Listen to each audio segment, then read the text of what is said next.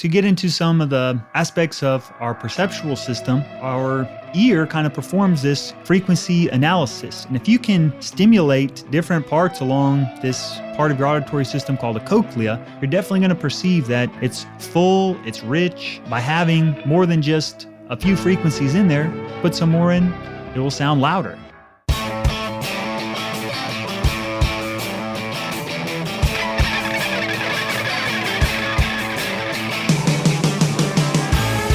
Welcome to Recording Studio Rockstars. I'm Lid Shaw, and this is the podcast created to help you become a rock star of the recording studio. Today's episode of Recording Studio Rockstars is sponsored by Roswell Pro Audio, maker of handcrafted microphones in California. Inspired design and impeccable attention to detail will help you capture a gorgeous vintage sound without the vintage price tag. Check out their beautiful line of microphones at roswellproaudio.com. Hey Rockstars, it's your host Lid Shaw, and welcome back to Recording Studio Rockstars, bringing you into the studio to learn from recording professionals so that you can make your best record ever and be a rock star of the studio yourself. My guest today is Mr. Eric Tarr, an audio engineer based here in Nashville, Tennessee. He is an assistant professor at Belmont University. He's been a regular contributor to the Pro Audio Files since 2013. He's the founder also of Hack Audio, a company developing content connecting computer programming and audio engineering. Additionally, he runs a local meetup group called the Nashville Music Programmers, which is a gathering of technologists working around the music industry. Eric grew up listening to music and playing music as a way of life. In school, he studied music, technology, mathematics, and electrical engineering. He completed a Ph.D. from Ohio State University, where he focused on digital signal processing, and he's passionate about mixing music as he is about creating software for mixing music. Currently, he is focused on creating educational resources for audio engineers who want to create their own tools for mixing. I'm super delighted to have our first PhD on Recording Studio Rockstars, and I want to get a shout out also to two of our interns, previous interns here at the studio, Mr. Nick Lobel and Patrick Seawalk, who both had recommended that Eric come on the show, and were able to introduce me to him.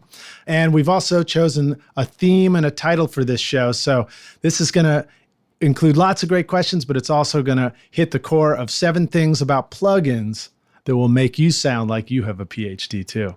Please welcome Eric Tarr to the podcast. Eric, are you ready to rock? Absolutely. Let's rock. It's so great to finally meet you, man.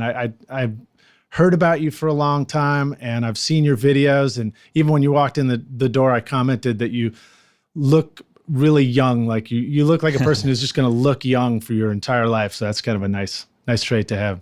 Well, I can't complain, I guess, about that. But certainly just being down the street here from what you guys are doing over at Toy Box Studios, you guys are a staple here in town. And certainly having some of our students get connected over here has been an awesome thing. Nice. Thanks, man. So Eric, I've done an introduction, but can you fill us in your own words and tell us how you got started out in recording, and particularly what drew you to the deep technical side and programming of doing music and audio?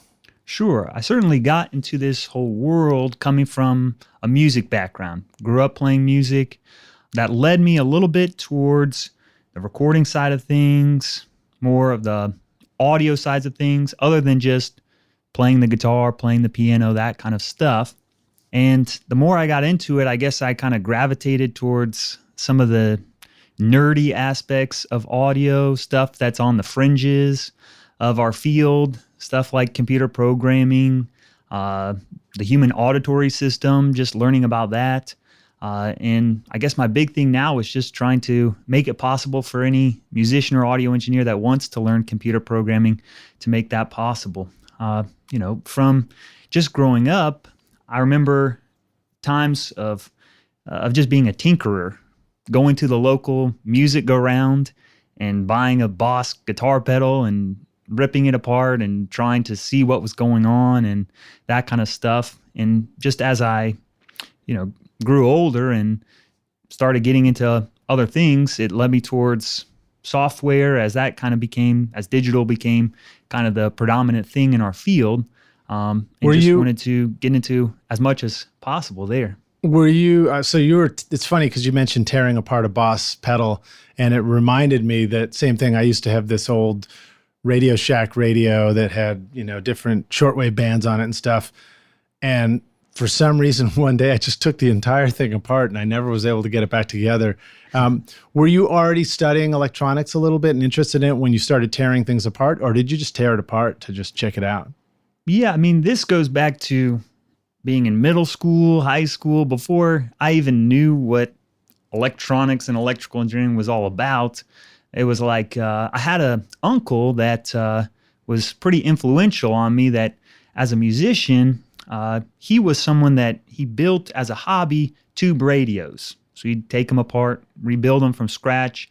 And he came up with the crazy idea to just go out and buy this broken down Bassman 100 out of the newspaper back when everyone advertised stuff in the newspaper. And we bought this broken amplifier, and I basically just watched him take it apart, and he showed me some things, and it just, I guess, inspired me to want to do more of that kind of stuff. It's fascinating. It's a reminder of how important it is that those influences when you're growing up, you don't necessarily think so much of it at the time, but it really seriously can launch an entire lifetime pursuit of something, just when you have a family member or a friend that just sort of introduces you to something unusual like that. Absolutely. So that's cool.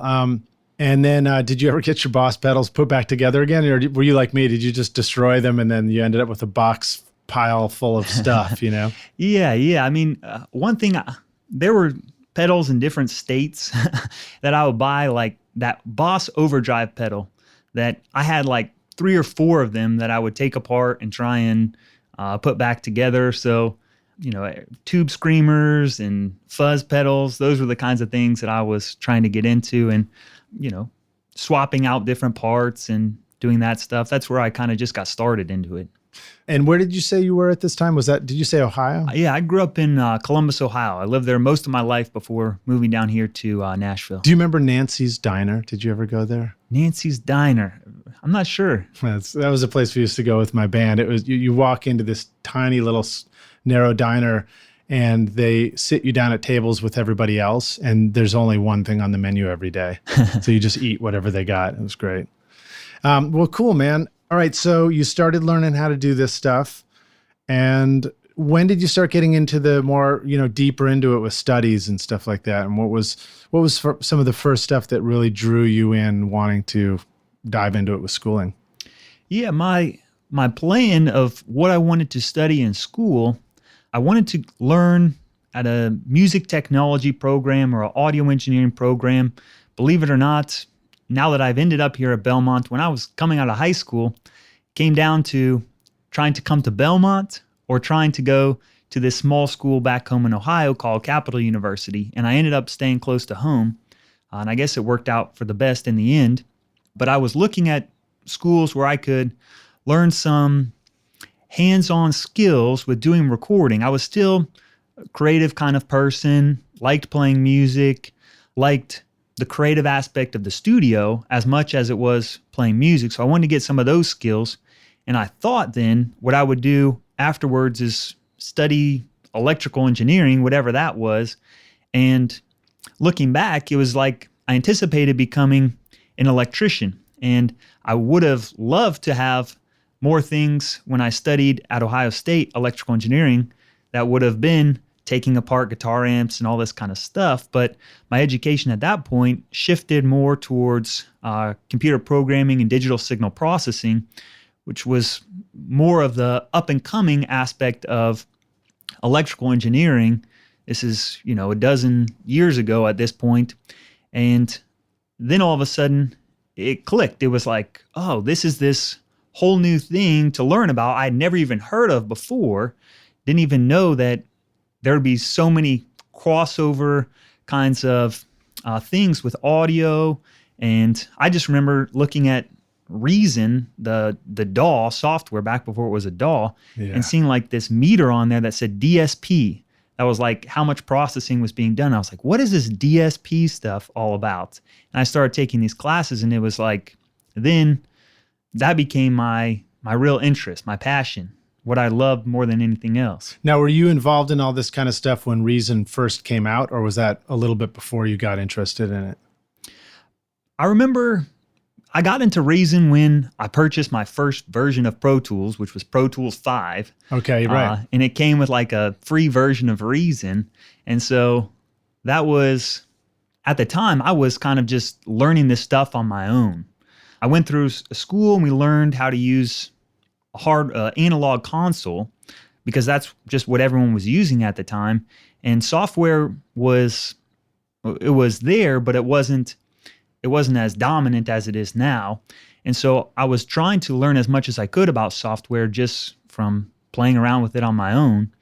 And, the more I got into it, the more I could see that it was fun. It was just, it was creative and accessible for someone like me working out of my parents' basement when I'm going through college to be able to record a session of 48 tracks if I wanted to without having to get this huge console and be able to work with it.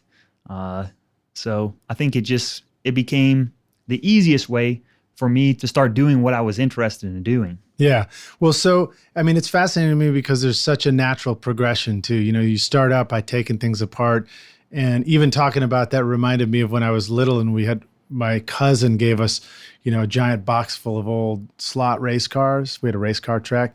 And first thing we did was start taking all the race cars apart and reassembling them into different cars and everything. So then, you get interested in the studio stuff because plugging in wires and hooking things up is really fun. Let's go back to Radio Shack days when it was like, the first qualification to be an engineer was whether or not you could assemble all the adapters in the right order to get that microphone into this 4-track, and then modular synthesis and seeing all the wires. And you talk about Reason. When Reason first came out, I remember my buddy told me about it. He was like, dude, you're not going to believe this. Is this new app coming out or new software, and you're going to be able to assemble modules on the computer and put it together. And then the tab button, and you flip it and it flips around and you see all the cables dangling. That was just like the coolest thing in the world. But ultimately, for you look one layer deeper and you're like, all right, well, how do you make something like Reason? How do you make something on the computer? Did you get a lot of time around the boxes and wires and physical stuff before you got into the software? Or did you just go right for the software? And how would you compare the two? Do you feel like there's more possibility in software and there's more, like it's a bigger, larger world to explore? Yeah, I think at least going forward, there will always be analog circuits around audio. That's kind of the cool thing about audio. You can't get away from it.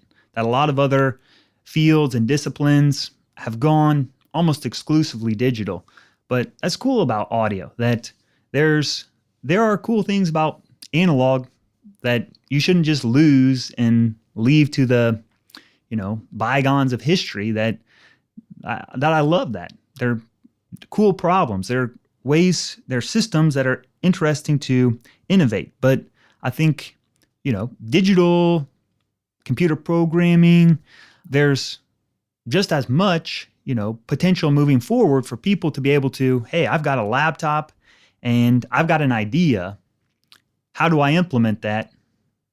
Hopefully the resources are available to turn your idea into something that you can put to use, that makes you even more creative in the process of making music or mixing music. Yeah, well, so speaking of resources, you're part of two great ones.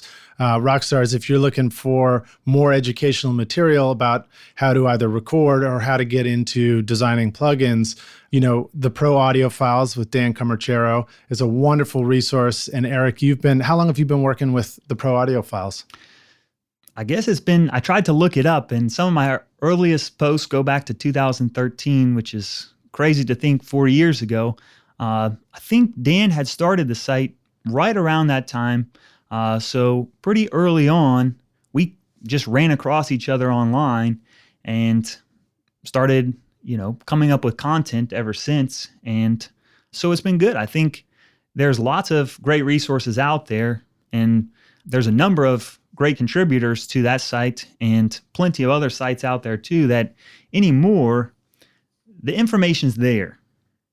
If you're just starting out, if you're just trying to find new tips and tricks, you've got some experience, there's lots of ideas out there, and you just need to take the good information, leave behind all the extra noise, and just make music. So how would you describe the pro audio files? It seemed like you were doing tutorials about tips and tricks, but you're also reviewing some new cool plugins that you see and stuff. And also it looked like it was really well organized. As I was looking at the site again, you can kind of flip through and pick if you want to do mixing, hip hop, mastering, stuff like that. So that's pretty cool. Did I leave anything out? Any more descriptions about that? Yeah, I think Dan has done an awesome job in terms of organizing the site and taking the content from the contributors and putting it together in a way that is easily consumable for someone visiting the site. We definitely range from everything from different styles of music, from hip hop to rock to pop to electronic. There's guys that are doing stuff on, getting a good guitar tone in the studio, so more on the tracking side of stuff. There's guys that are really into synthesis, way more about actually doing the synthesis process than I understand. There's plenty for me to learn there. Mixing, mastering, analyzing different plugins, how do they work, trying to give you some ideas about those things too. Okay, cool. So go check that out, Rockstars. So beyond the pro audio files, you also have this other wonderful resource called Hack Audio. Tell us more about that and what that is. When I went and browsed it, it immediately caught my attention, but I can't say I know exactly what it is yet. So tell us what that's there for. Sure. So I guess that besides just being someone that loves mixing and recording, I'm also a teacher, and a lot of the classes that I teach are about doing some computer programming, some signal processing, those kinds of stuff. And I wanted to make some of the lessons from that class available to students that are in the class, but also just publicly available to anyone. And it seemed like trying to put together a lot of content didn't really fit in at some of the other places that I was doing stuff. And I said, you know what, maybe it's just try to have a different focus where you're just putting up videos, and it might not be the same exact audience of people that are into it, but make it possible for someone that wants to better understand how a distortion kind of plugin works, create their own plugins if they want to, and where to get started if it comes to computer programming.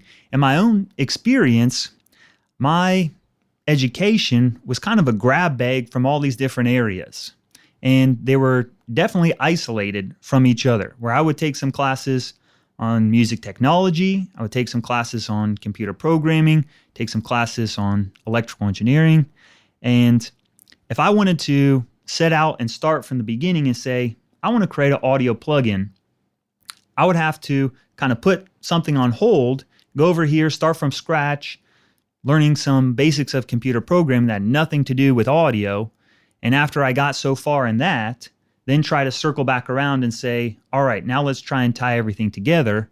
So for me, what I wanted to do was from the very beginning, if you're going to set out and learn something about computer programming, let's have the first thing you do be something related to audio. And every step along the way, you can learn all the basic skills that a programmer would need by doing stuff with audio rather than having to think of them as all separate fields that at some point you got to put together. To me, as an educator, I see value in tapping into someone's personal interest rather than separating all these things. And then, there's people out there that are audio engineers that want to learn it. And so why not try and put it all together? What a trip, man. When I was in 8th grade, we used to have a Wang computer in the back room of my grade school.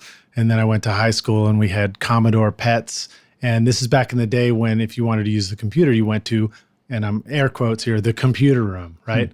And so you'd go and you just hang out in the computer room with a whole bunch of other people for a while, and you learn how to program in BASIC. So that's what I was learning. And then I kind of let that go. I discovered girls. Right. I didn't do much about it, but I didn't spend as much time in the control room after that, or excuse me, the computer room. And then it wasn't until I got back into, recording again, and computers were part of our daily routine, and we get into the world of the internet, that of course everybody's world is surrounded by computers. But if I was starting again, or if I wanted, to do that, what an amazing resource to be able to just go learn and really tie it all together with audio. So that's very cool. What are we don't have to get too deep into it, but what are some basic things that people might need to learn first as they go into that world of programming? Are there certain programming languages that they might want to learn? Or they're just give us a simple rundown for somebody who doesn't know anything about it yet. Sure. So there are a few different options that you have in terms of where to begin. If you have something in mind, that what you want to set out and do, create an app. There are programming languages like Swift that's put out by Apple. They make a language for developing iOS apps that you might want to start out and just learn that. If you're trying to get into audio plugins, you pretty much have to go the route of learning C and C++. These are general purpose programming languages. C++, Java, Swift. There are also audio-specific programming languages that are just designed to do audio kinds of things, and there's dozens of them out there. There's one called C-Sound, there's Faust, there's Max for Live, and the kind of cool thing about programming languages is there is a kind of hierarchy in terms of complexity, that you can do things. There are programming languages that are meant to be pretty simple to get started with, where it's almost like you're creating a block diagram, connecting wires from one place to another. I like those ones. Yeah. They're just as creative as anything else. They're like the drag and drop on your screen kind of things a little bit, right? Yeah, absolutely. And those are perfect. And then you get all the way down to doing something like C or C++ that you have to deal with some of the complexities if you want to run something in real time on a computer that can pass in a buffer of audio and process that audio and get it out. And now we're talking about when you look over somebody's shoulder and you see a screen and it's nothing but lines of code from top to bottom, right? And that's the stuff that scares the crap out of the rest of us when we don't know anything about it.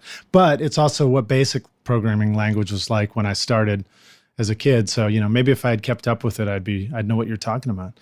But here's my take on what I'm hearing you say too. And what's so encouraging and cool about it. So for you rock stars, if you're thinking about this stuff and you're interested, it sounds like there are enough layers that you can get involved at whatever layer is most interesting to you. So if you like the idea of drag and drop style, and I'm going to rewind all the way to, I think, is it Contact that sort of has that interface, and you can assemble different components and just draw the lines and connect things. And that feels more like hooking up boxes with wires. I always like to go back to conjunction junction, hooking up words and phrases, and that reminds me of just being in the studio and patching things together to get an input to an output and make a sound. But then if you want to go within that, you can just keep going deeper. It's sort of like a, it just goes as deep as you want it to go. And then next thing you know, you're at the very far end, you're writing lines of code and hit run. Do you still have to hit run? Definitely. That's awesome. You're compiling, some software, some executable, or some plugin that's going to be created. I mean, the big thing for me, looking at it from a very high level, the big picture for me is what I am passionate about, what I believe is good for the music industry, and people that are doing recording, is that technological innovation, that happens side by side with artistic creativity. When you start to separate those things, I think there have been times, even right now in the music industry, people might say, oh, it's kind of a downtime or something like that. I think there are lots of things about our industry where you got people out in Silicon Valley, and I have students that have gone to work. I just visited some at Facebook and Google, even just last month, and they're doing great things. They're coming up with streaming services and all this kind of stuff. But where I think progress can continue to be made in the music industry and for people that are doing recording is when the innovation is just happening on the technology side of things, along with the creative, artistic aspects of things. I think of people like Les Paul, right? Someone that was coming up with multi-track recording to make his creative ideas possible of layering guitars and doing that kind of stuff. Alan Blumlein at Abbey Road Studios coming up with microphones and microphone techniques and stereo recording. Who came up with? Oh, we're gonna get to that, but just don't tell us about it because I'm doing like a spoiler alert from one of our questions. But who invented mid-side? Do you know? It goes back all the way to that era of.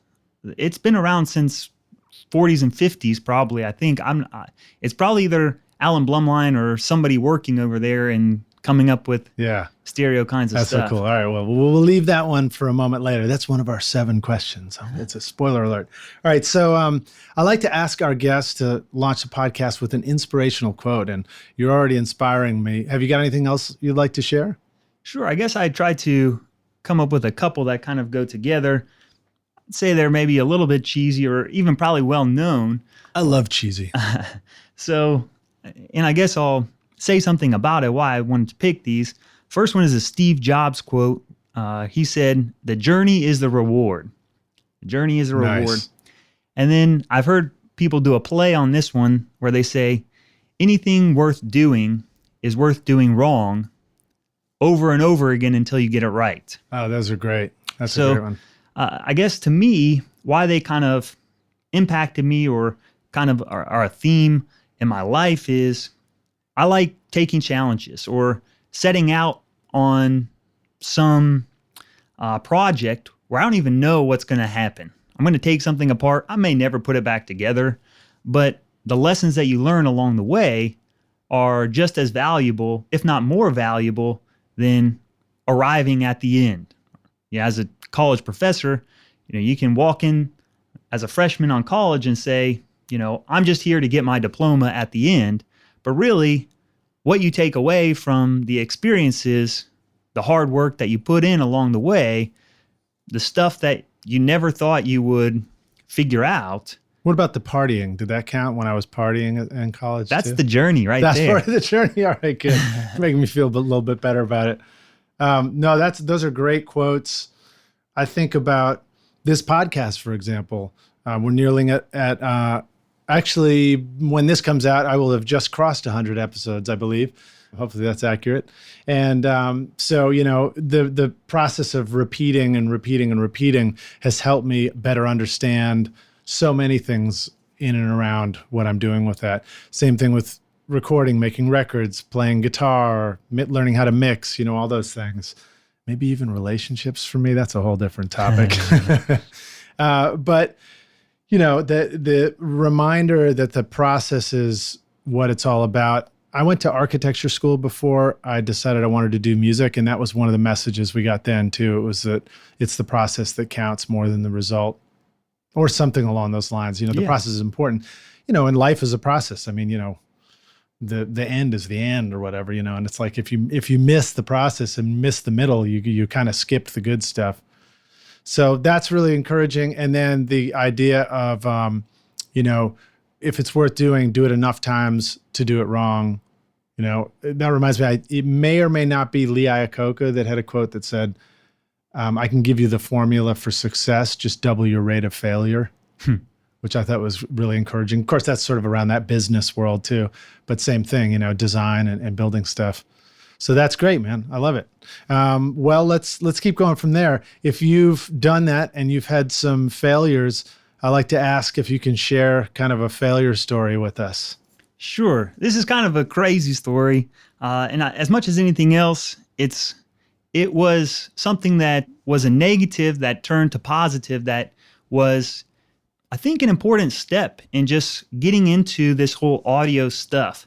This goes back to when I was in high school. So I had grew up playing music and just started getting into this whole recording thing.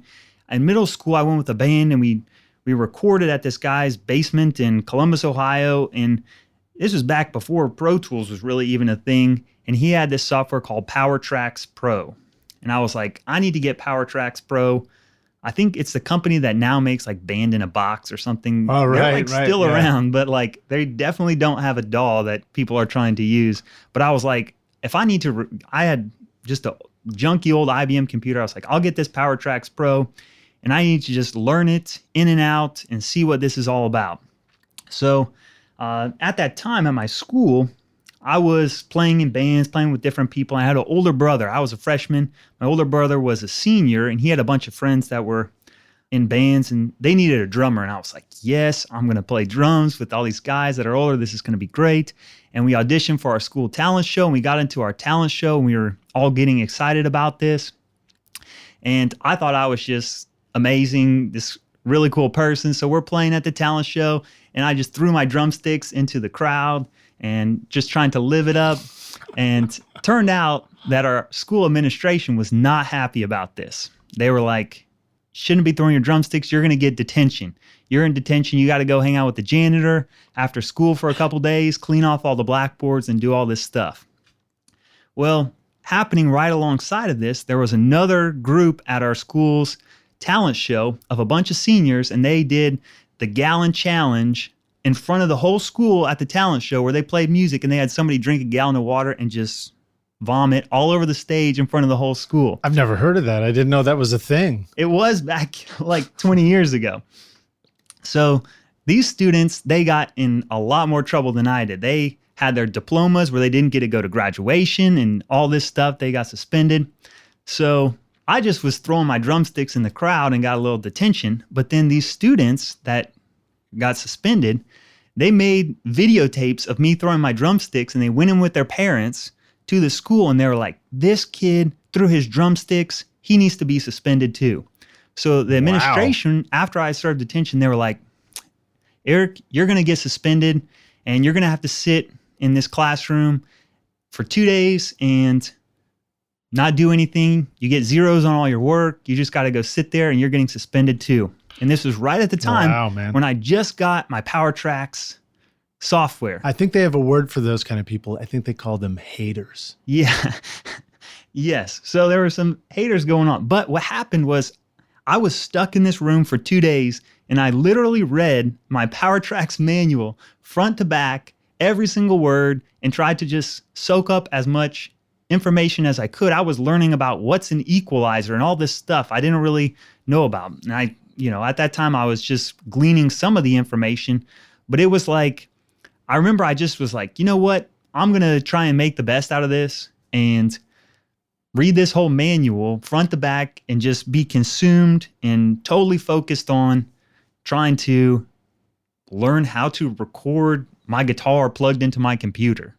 That's great. I almost want to zip all the way forward and go, now that you know what you know, do you actually know how all the insides of PowerTracks work? I have no idea what that software was ridiculous. We were recording at this guy's house, and if we wanted to experiment with adding reverb onto a vocal, there were no plugins. This was you would render the audio kind of like an audio suite, and you would press render, and it would take 45 minutes to add reverb to a vocal track. And then you come back and it's got reverb on the track, and then you're like, oh, that doesn't sound very good. Yeah, you'd have to just do it over again. Let me try it again. 45 minutes later, a lot of lunch breaks. Absolutely. Well, that's awesome. That's hilarious, man. The gallon challenge. It's probably good that you didn't accidentally impale somebody with your drumstick. I don't know where you threw them. Did you throw them at the principal? I should have, but I was just trying to be cool. I see all these, rock stars. It was the victory position, right? Arms in the air. All right. So let's keep skipping forward here. First question, I want to dive into these questions and get to our topic here. First question is, do we need to have a Ph.D. to make a plugin of our own? No, I think that the way that things are moving is it's becoming more and more accessible. That's my goal, is to make it accessible for anyone that wants to sit down and do it. Starting from, I've never written a single line of code before, and I want to make a plugin. Here's a dozen videos to watch, and by the end, you can get to the point of making your own plugin or being able to program, doing that. That's kind of exciting, stuff. Man. I might have to start watching some videos. But even more than that, I would say the things that I was working on when I was in school really weren't even all that related to making music and making plugins. It was really just going back after the fact and being like, all right, now I need to figure this out. And after going through the steps a couple times, then it was like, you know what? If there was somebody that could have just showed me this in a video, then I could have saved myself months and months of hassle, because when you get down to it, it's not actually terribly complicated, except for just having to figure things out on your own. Yeah. If there's information there that says, do this, then it's actually nowhere near as sophisticated or complicated as I think sometimes people think that it is. I have to say, having messed with physical objects and experimented with stuff like that and messed with software, one of my frustrations about, well, let me put it this way. When you're doing physical objects, there are sort of laws of physics. There's laws of the physical world and how things work. Electricity, you take some top off something and then you figure out how to put it back on. And I feel like you kind of learn them and you intuitively begin to know what to do with things. One of my frustrations about software is that they include all the limitations of people. So they're designed by people. And a lot of times they go together based on, it seems like, whatever idea some person had for how to put it together. And so with that in mind, yeah, sometimes you can't figure out how to use it by yourself because you're just like, well, I don't know what button to push. How does it do this? And something's hidden in a menu and stuff. So I agree with you 100%. Having somebody just say, do this, this is where you find this thing to do that, is super, super helpful. On top of that, though, once you have learned a lot about how to record and you go to try and learn a new app, there are a lot of things that it should be able to do, and you just don't know what buttons to push. And so, yeah, once again, it's great to have somebody like you, guiding us through that and showing us how to use this stuff.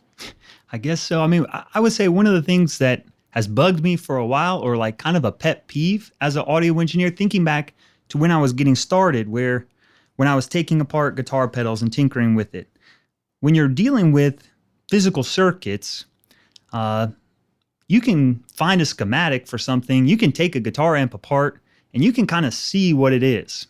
Fast forward now, most of the stuff we deal with software, there's really no way to know. It's a black box. You can analyze it in different ways to try and figure it out, but it's kind of disappointing to me, just as a user of equipment, that it used to be possible to kind of figure stuff out, how it works. And now it's like there's just as much magic marketing hype about, oh, this is the new greatest thing. And once you start playing around with it, you're like, actually, that's not that sophisticated. What you're doing is you've disguised what's happening because you're working with digital software, and you don't have to make it possible for someone to see how it works. Right. And now you sell it for $149, and it's really not all that special. Yeah, like if you had a box that you sold that looked really great, and then you opened it and it had an input jack and an output jack, and the wires from the input jack went straight to the output jack and it did nothing. You'd see it right away. There's software out there that's not that much different than that. That's really funny. All right, so one last quick question about that. Rockstars, if you're aware or not aware, I don't know, but there are software that are developed on proprietary apps, and then there's something called open source software. Can you give us a really brief introduction to both those things, Eric? And Sure. And how does that matter relative to what you just described? Is open source one that allows you to see what's going on better?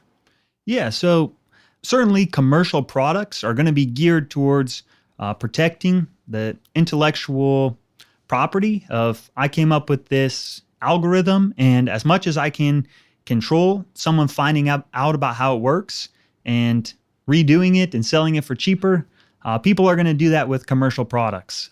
So most of the plugins that you purchase are going to be ones where you get a nice interface to look at, but really the guts of what's going on, that's hidden. And that's just the nature of software. Then there's an entire world of people that develop open source tools where they will make software available, but then also they'll document and make the code available for someone else to go in and figure it out, or also give them feedback about ways to improve it. and build their own things. So software can be licensed in a way that someone could take what you've created and go off and build their own thing on top of it and sell it for a product if they wanted to. There's a company here in town, Harrison Mixbus, where they built on top of an open source digital audio workstation, and they built their own stuff. Now, they've certainly taken it in a whole nother direction, but they are dependent on this open source software that is publicly available to anyone to be able to use, which is kind of cool that there's stuff out there like that. What's one of the benefits to a company like Harrison building on top of open source software? Is there a good reason for them to have done that? I would say a number of things. One is you have a foundation to start with. You don't have to start from scratch.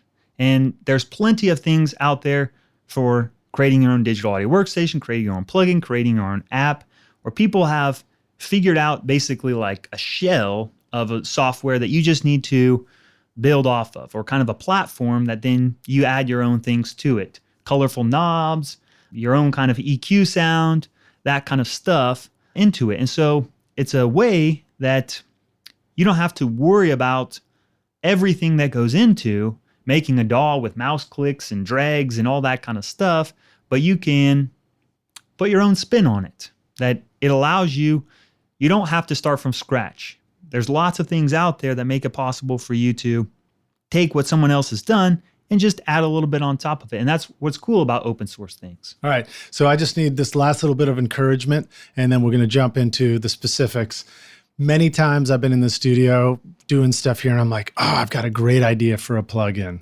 And then I think, oh man, I don't even know where I would begin. I guess I need to know somebody who knows how to make a plugin. First of all, would you encourage me to understand that it is possible for me to make a plugin for one of my DAWs that I'm used to, Pro Tools, Studio One, Logic, all these common ones? And second of all, can I actually go make my own plugin if I wanted to? Absolutely. So what's called a framework, kind of a development code base to use is an open source one that's called Juice, Juce. And it's become pretty widespread, used at lots of commercial companies. Now, if you go to try and sell your plugins that you create with Juice, then you got to pay them like a monthly fee for it, which is, guess to be expected. But you can, for free, use some of their code that they've built up for how to process the audio, and just go in and find a couple sections, put some knobs in there, tell it to add an echo and that kind of stuff, and create a plugin. Now, there's certainly, from there, you can get into some really sophisticated kinds of stuff that you can do with it, but it's also pretty relatively easy way to get started. And it will make, if you write one piece of code, it will make an audio units plugin, it'll make a VST plugin, it will make an AAX plugin, which is the cool thing about it. For a long time, plugin developers would have to write separate plugins for each platform, and they kind of made it possible to put it all together, write one piece of code, and now you've got plugins for just about every platform you'd want to use. Wow, that's super cool, man. I'm getting excited. It's a slippery slope. I might start just, being on my computer, learning how to program all the time, though.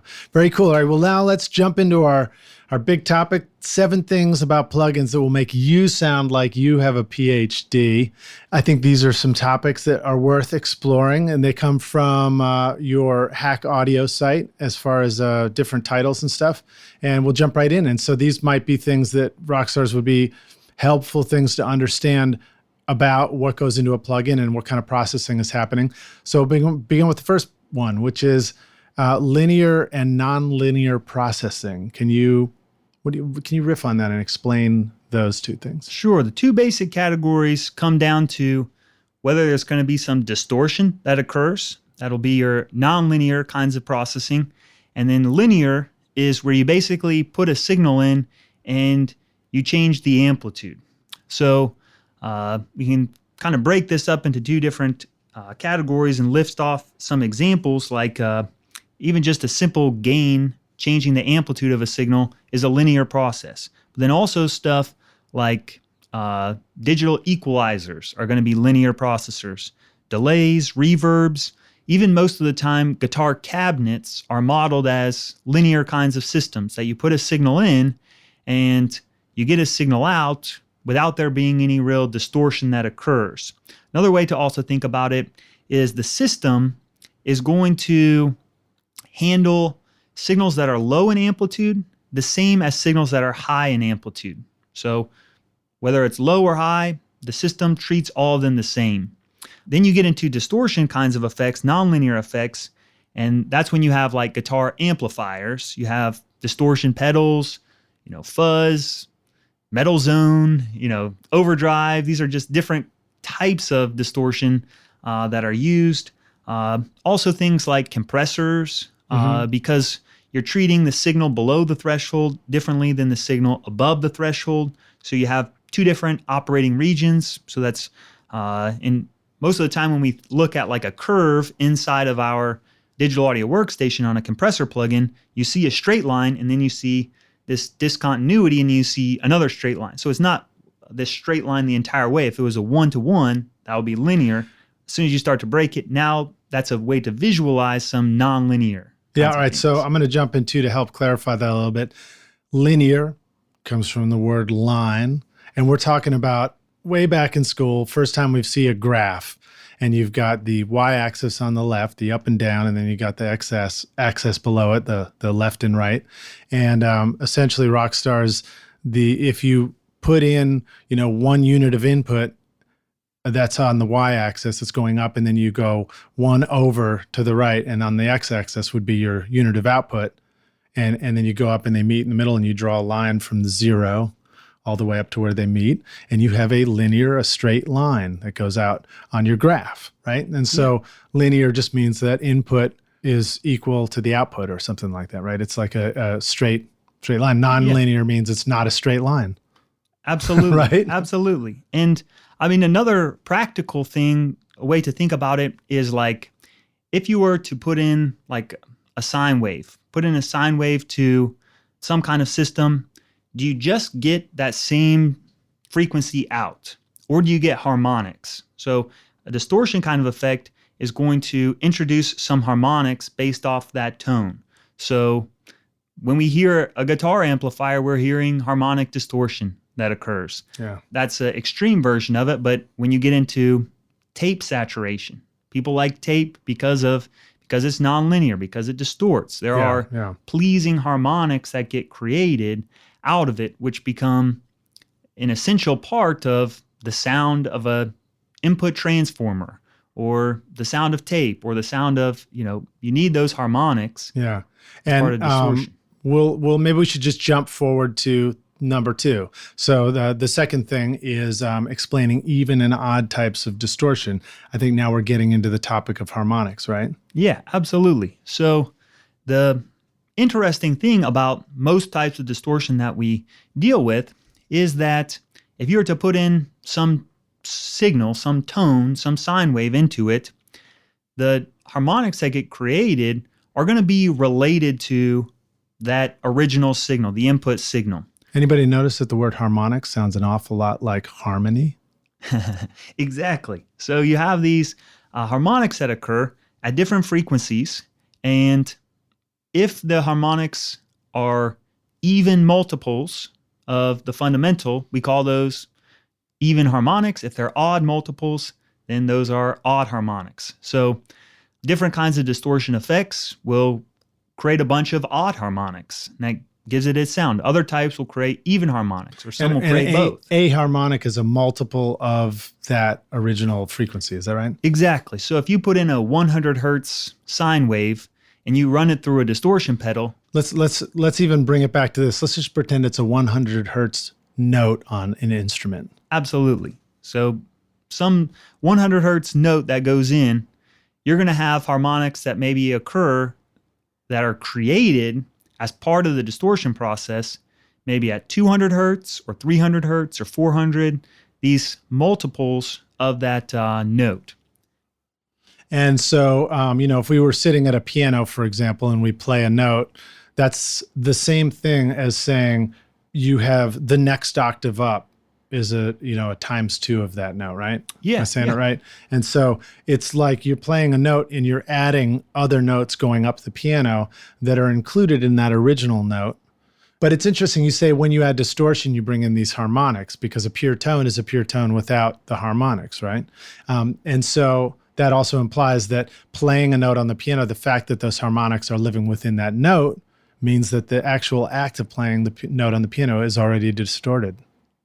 Yeah, so that timbre of that note is already made up of some harmonics. A person's voice, a piano, a guitar, a flute, they have different harmonics, and that's what gives each instrument its tone.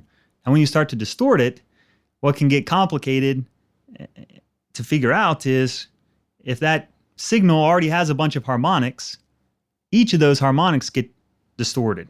And so now you'll have distortion not only for 100 hertz, but you'll distort all the other harmonics above that with their multiples too. Wow. So that's Math how you problems. end up with like a pretty rich kind of signal though. You put in, a signal that has some harmonics and you start to distort them. Now you can fill out the spectrum. You can have a nice kind of synthesizer pad that, has a bunch of rich harmonics to listen to. I was thinking of the word rich myself. So rich harmonics.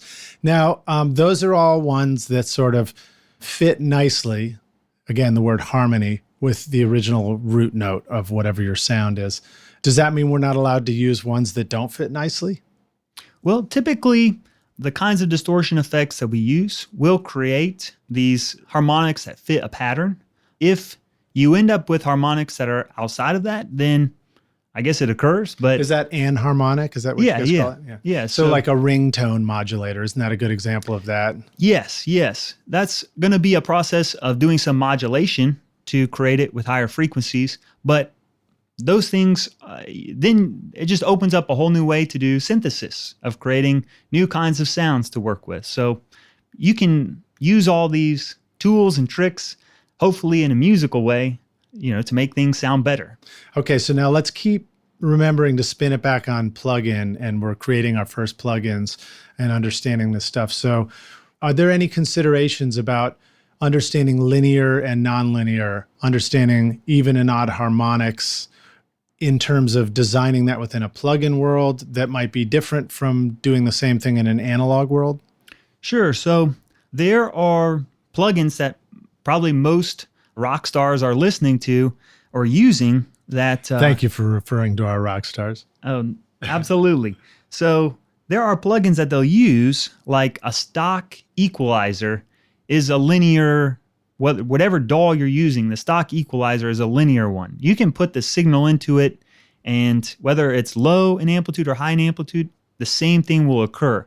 But then you get into these analog modeled kinds of plugins, and that's where you have to be careful of your gain staging, or maybe intentional about your gain staging. Do you want to drive the plugin with a lot of signal to get more of those harmonics, the distortion occurring, hopefully in a nice, pleasing way, or do you want to back off your input a little bit more so that you're in a region where it's behaving more linear? Yeah. And I immediately think of two things. One is the concept of gain staging when you're mixing and, you're looking for the sweet spot on the console faders and the tape machine and the compression.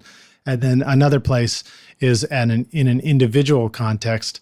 I'm gain staging when I turn up the distortion on my guitar going to the amp through the pedal and just looking for the thing that makes me feel like I can play that song just right. And it comes, what goes in comes out right.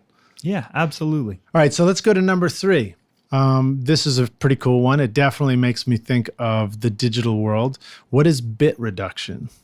Sure. So it's a process of limiting the number of possible amplitude levels that are used. We think of this usually in terms of going through a process of converting analog to digital, where we have an infinite range of possible amplitude values in theory for analog. When we go to digital, there's only a limited number, and that's determined by your bit depth, 16-bit or 24-bit for your converter. And so it's converting a higher number of amplitude values down to a lower number of amplitude values. That's a process of creating distortion. And let me spin it like this, Rockstars, too, in case this is a brand new concept to you. You have here Eric standing in front of me on a microphone, and if he's moving around and I wanted to capture that, I might take out a camera and take a few pictures of him, and then I've got like a three images doing a GIF. But if I take a lot more pictures, it starts to look like a movie, and I take even more and it looks like a video. And that's what digital sampling of the analog world is. So that's kind of what he's describing as you've got the volume, and analog is either low, medium, or loud. And it's swooping up to that. But in the digital world, you got to take a bunch of snapshots along the way and then stitch them back together, right? Yeah. Another common visual analogy that people will use and even probably have come across is like the number of colors.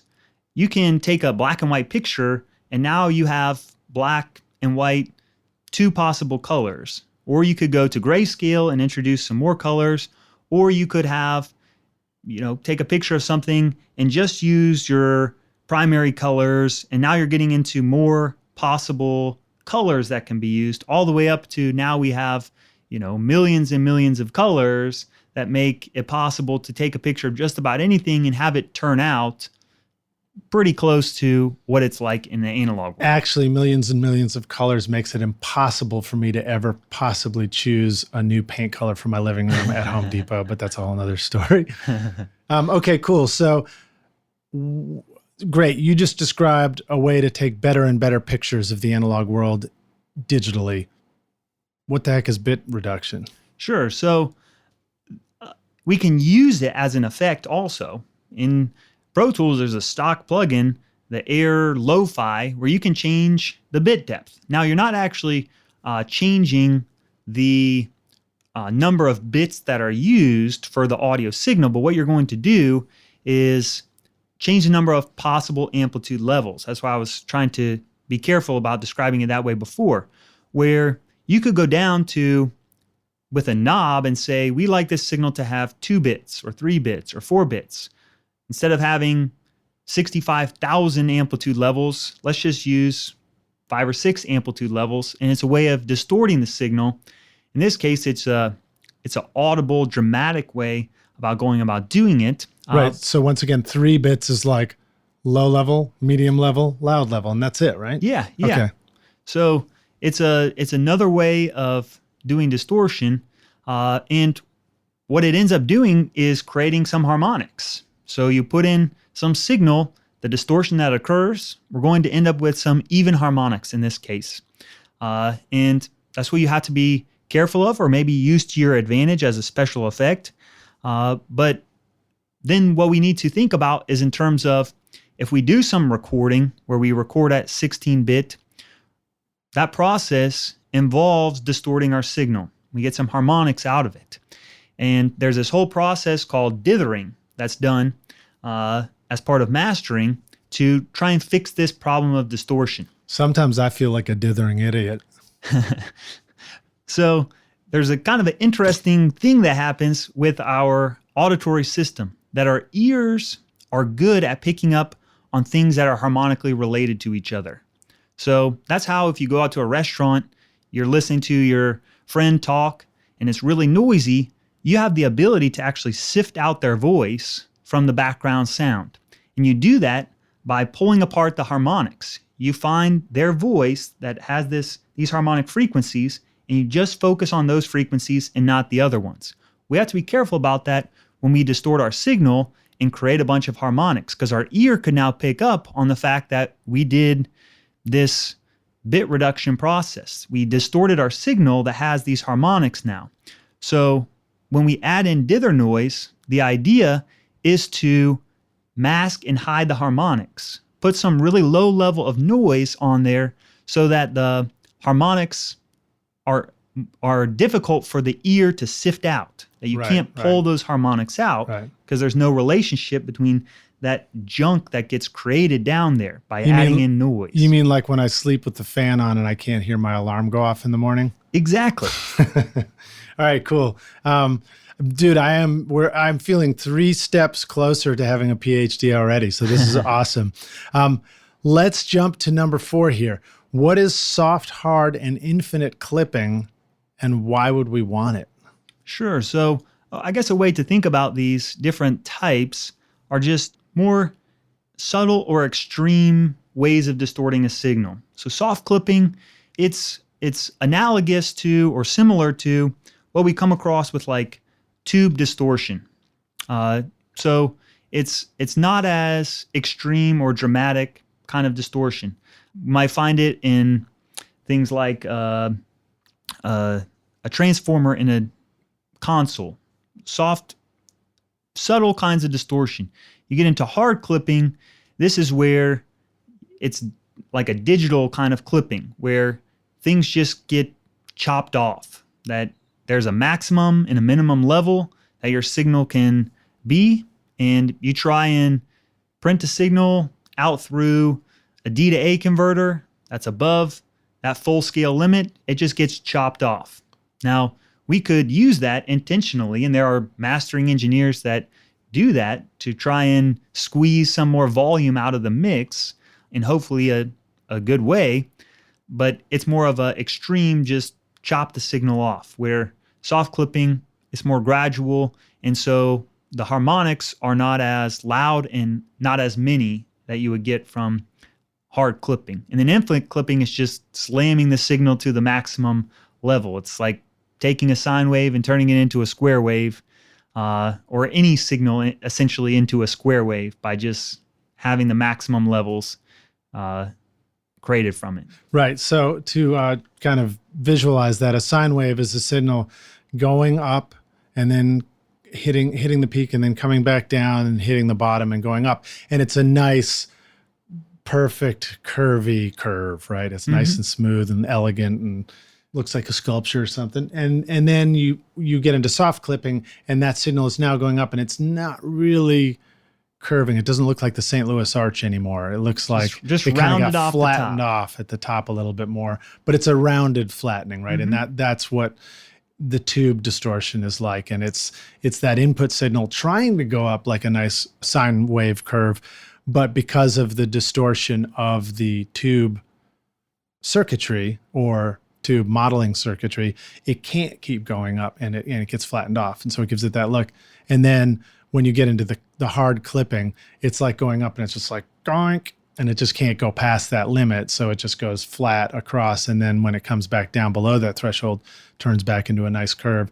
So you can have, I don't even know if this is helpful, but you can have hard clipping where some of the sides, the going up and the going down, look just fine. But once it hits that point, then it doesn't look so good, right? Exactly. Just chop it off at some maximum level. Everything in between is linear. It's fine, but you're chopping it off. So just different flavors to try and take advantage of, right, as an engineer. Right. And so these are ways to understand, as we're describing what's going on here, to understand some of the terminology and the stuff that you're manipulating and you're making decisions about when you're designing a plugin. But in the end, the conclusion is, do you like it or do you not like it, right? It's still Absolutely. the human ear. All right, cool. So why would we want those things? I guess that answer is, why would we want the soft, hard, and infinite clipping? Yeah, I mean, to me, it's like trying to imagine Jimi Hendrix guitar tone without fuzz, right? Okay, all right. It's like, it wouldn't be what it is. It's an essential part of the sound that we need. Distorting the room mics on drums are going to make them sound huge. And so being tasteful about how you do it is important, or intentional about how you do it. But they're just the difference of going from overdrive to distortion to fuzz and everything in between. You just have different tools to hopefully create the sound that's in your head. So now, this isn't one of the questions, but you're reminding me that we should talk about this. There are different parameters of sound, right? You have the time domain, the frequency domain. Can you, instead of me guessing how to tell that, can you tell us what those are? Sure.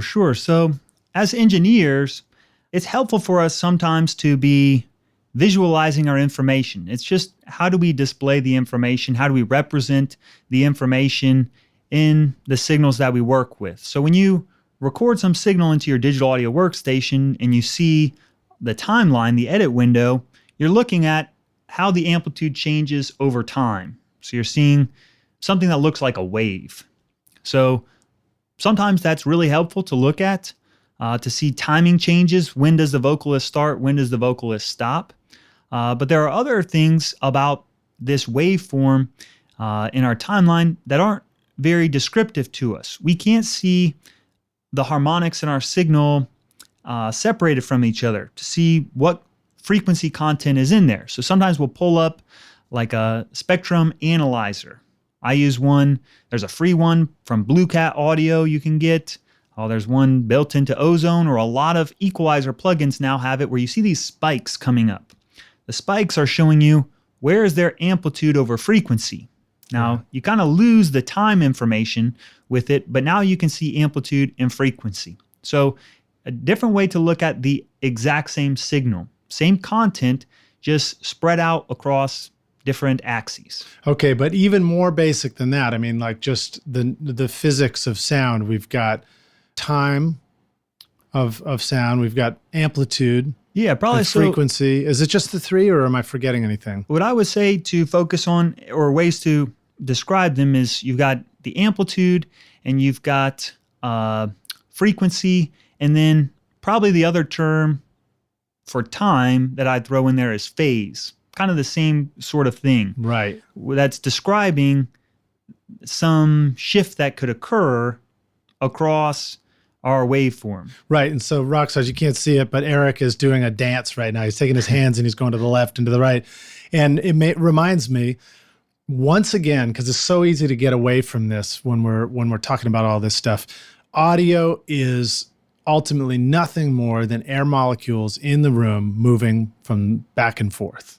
That's it, right? That's it. And they move in real fancy ways, and all this stuff we're talking about are these complexities of ways that we describe the dance of an air molecule in the air as it goes from a source to your ear. Of course, you've got the stuff that's going on in your brain too. And here's another strange analogy, but I remember hearing that and pardon my lack of correct terminology, but the Eskimos up in the north having something like 100 words to describe snow. It's like we think of it as just snow, but once you really get to know it, you need 100 words to describe it. That's kind of what this stuff is. It's describing the dance of an air molecule. All right, enough of that weirdness. Liz, let's get it back on course. And we're now 4 steps closer to a Ph.D., a rockstar Ph.D. Question number 5, Eric, tell us about full and half wave rectification. What's that all about? Sure. So these are just, again, other flavors, other types of distortion. Now, there is some relationship. So for instance, like this half-wave rectification is when you distort the parts in your signal that have negative amplitude, but you don't distort the parts that have positive amplitude.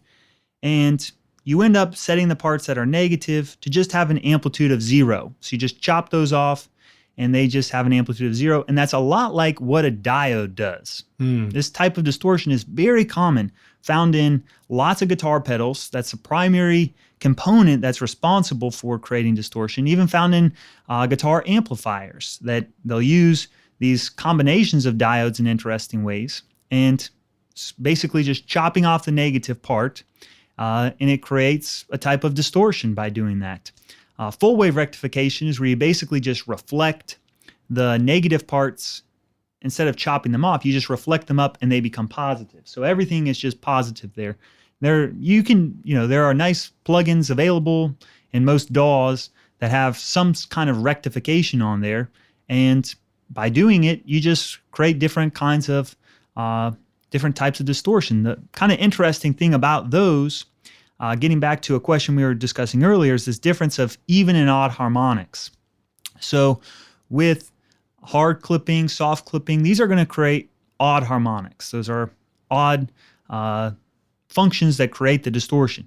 When we talk about rectification, primarily going to end up with even harmonics. So you can experiment with them for saying, I want to try out this kind of distortion on drums and see how it sounds, knowing that you're going to end up with more of the even harmonics. Or you could try out the odd ones and mix the two together, maybe in parallel, and see what you can come up with. So by understanding the differences, it gives you some more creative kind of control for the sound that you're after to achieve. All right, so I'm just having this image again about rectification. A diode allows the electricity to go through it in one direction, but it can't go back through the other way. So it's like a one-way door. I can walk through the door and come into your room, but then I can't go through the door back into my room. I have to wait until it's time for me to walk back out into your room, and then I get that part again.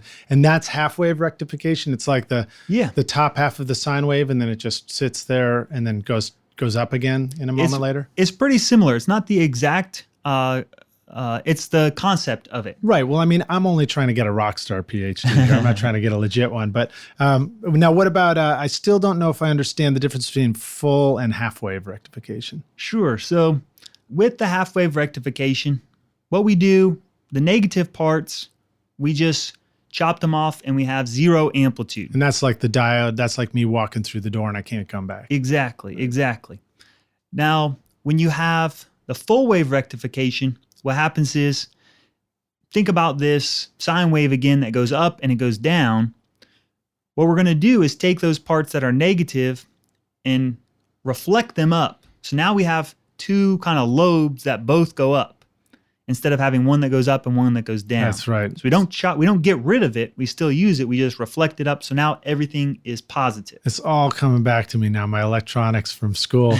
And that is part of taking if you were doing circuitry and you were building a power circuit, you might take an alternating current that goes up and down and do full wave rectification. So now you have it going up a lot. And then you smooth it off so that you end up with what looks like a DC signal. Yeah. And there's all kinds of then uses for what you can do with that. Like we have envelope effects, like envelope follower effects, or even like a compressor, where what you need to do is ignore these fast fluctuations in the signal and, just as you described, smooth it off and end up with this kind of envelope shape of our signal that we figure out, should we compress it? Should we not? Should we use that to adjust some frequency on our auto wah pedal, that you extract the envelope and do something with it? That these kinds of processes become the building blocks for all kinds of other effects. All right, cool. Yeah, I'm glad you brought up envelope shaping, because that wasn't one of our questions. Before we leave envelope shaping, can you give us the basics? What are the basic letters we need for an envelope? Sure. So we're looking for like the ADSR. You want to, for a synthesizer, those are even parameters that usually come up, is what's the attack like? What's the decay? What's the sustain? What's the release? So definitely some terms to know for an audio engineer. And then we want to be able to extract that shape from signals and use it on something else, like a vocoder. You get out that envelope shape from a person's voice and put it on these different, put it on a synthesizer, and now you have this kind of talking that you've imposed using the envelope onto a synthesizer. Okay, so simple way to understand envelope is it's just let's say we were using it for amplitude, the loudness of your voice. It's the shape of the loudness of your word, for example. And when you break it down into ADSR, the attack is how quickly does the beginning of your word get loud.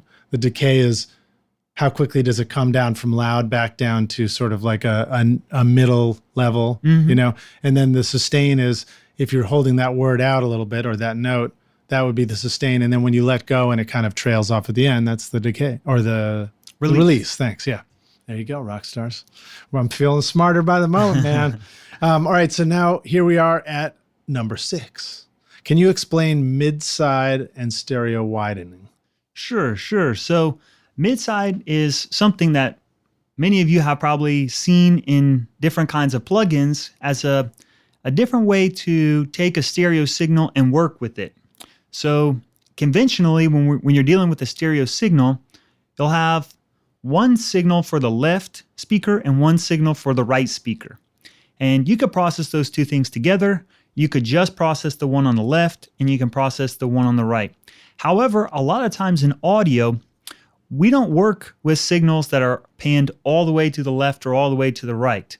We pan signals to the center, and like our vocals, our snare, our kick drum, those are in the middle of our mix. What that means is we have some amount of our kick drum in the left speaker and some amount of the kick drum in our right speaker.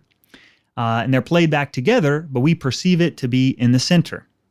So there's this interesting way of decomposing our stereo signal into this mid-side way of representing it, where you take things that are in the center and you combine those together and you separate the things that are on the sides. And now you can process those somewhat independently from each other. Let's clarify that a little bit. So, because people are still going like mid and sides. Wait, I just have two speakers. So what is mid is in both the left and the right speaker equally, essentially. Yes. Or pretty close to equally or just equally? If it's down the center, they're equal. All right, good enough. And then side means I'm over here in the right speaker. I'm over here in the left speaker. Sorry, guys, we're not really in stereo right now, so that won't sound like that. Unless, Sean, you want to mix it that way. And that is what the sides are, right? Yeah, think of it as you've got your hi-hat on the left side and your floor tom on the right side. Those are really just coming through on those separate speakers. Yeah, all right. All right, sorry. I didn't mean to derail you. So we've got a mid and we've got a side. Rockstars, if you don't know about it, there is a mid-side miking technique that we referenced earlier. Would you like to explain what that is? Sure. So again, the concept of it is to be able to work with things across the stereo field in interesting ways. The mid-side miking technique, you're going to take one microphone and point it directly at the sound source. This is a conventional setup for it. Point the microphone at the sound source, and this is a cardioid microphone, unidirectional, so that it can just pick up the sound that's directly in front of it.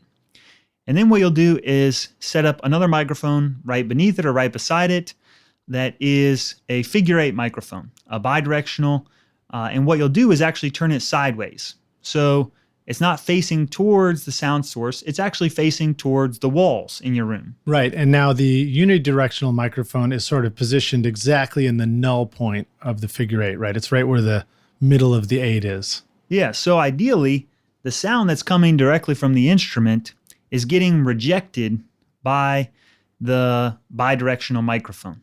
But the bidirectional microphone, what's going to pick up is some things that are out in the room, the reflections out in the room. So now you have a way of balancing.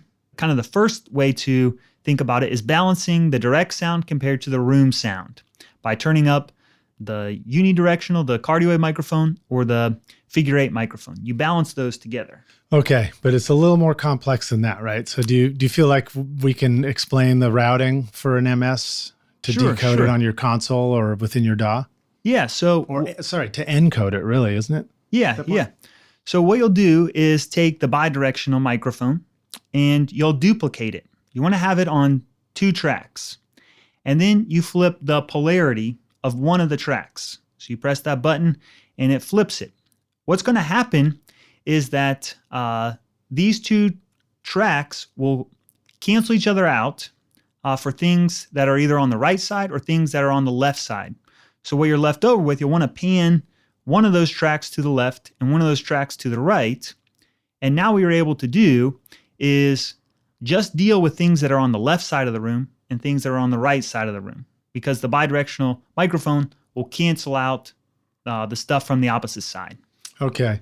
And I don't know if I can explain this too, but it kind of clicked with me one day because I was hearing things like, M is the mid, and S is the side, and then it's like M plus S equals right, and M minus S equals left. And, I know how to do math from school, but when I look at that still, I'm like, what the hell does that mean, And finally, it sort of occurred to me, it's like, all right, well, so let's say that the M microphone, the mid, is coming out of the left speaker and the right speaker, and the speaker's trying to come towards me in that moment.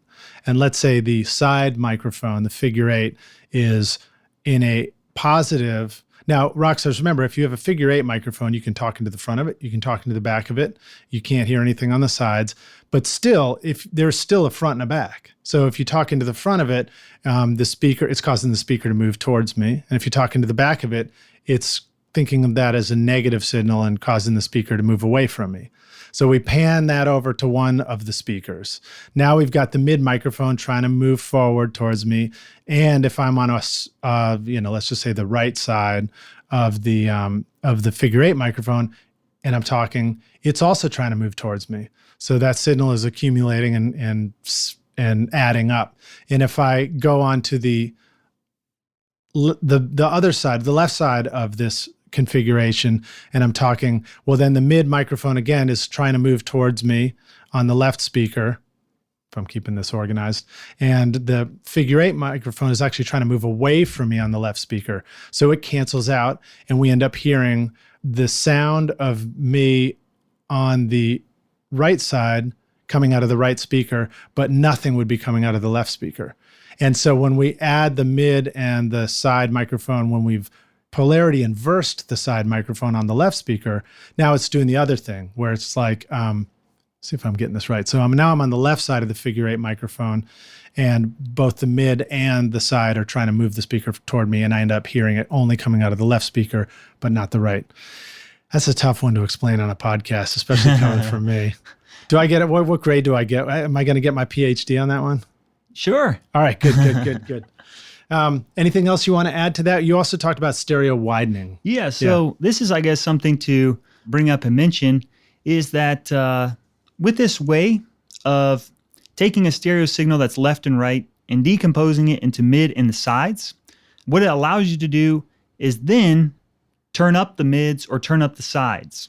And this is the process that a lot of plugins use if you want to make your mix wider. All that it does is turn down the mids and turn up the sides. If you want to make it narrower, it turns up the mids and turns down the sides. And then it combines it back together in new left and right. So you can go all mid and all sides or not? Yes, Okay. yes. You'll lose information that's in the signal. This is how you could create a karaoke track where you want to remove the lead vocal so someone can sing over top of it, cancel out the mids, and you just got the music that's on the sides that they can sing along with. That would be the extreme case when you've tried to make your mix extra wide, but it might work better for doing something like overheads on your drums or stereo room mics or something like that. But really, this is the almost universal method of doing basic stereo widening that you'll find in dozens of plugins that you think, ooh, is this doing some magical thing happening here? It's really just mid-side processing. Turn up one and turn the other one down, and there you go. So if you listen to all sides, technically from what I was just describing, it is the left speaker out of phase with the right speaker. Yes. At least with a figure 8 microphone. Would that be the same as hearing only side of a decoded mid-side processing? Yeah. Okay, so that, if you're familiar with it, Rockstars, that out of phase speaker thing is when it sounds like the sound's like just coming outside the speakers and your head's freaked out and all that. And hopefully you know what that sounds like. If you don't, you need to start experimenting so you can, when you walk into somebody else's studio and their speakers are accidentally out of phase, and you're able to help correct it for them. I feel like that problem actually doesn't come up so much anymore because everybody's got powered speakers. I guess that's true. Well, you can still flip your cables on the way to the speakers by accident. All right, we're getting on a tangent there. That was very cool. Thank you for explaining that. Here is number 7, the big doozy. Finally, what are the different types of panning and why do they matter? Sure.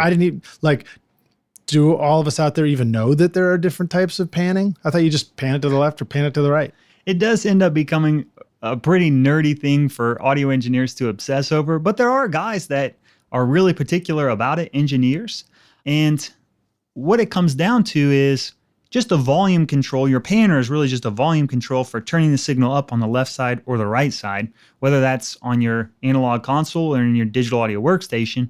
It's really just a volume control, and it's how fast you want to turn the signal up in the left side and down in the right side.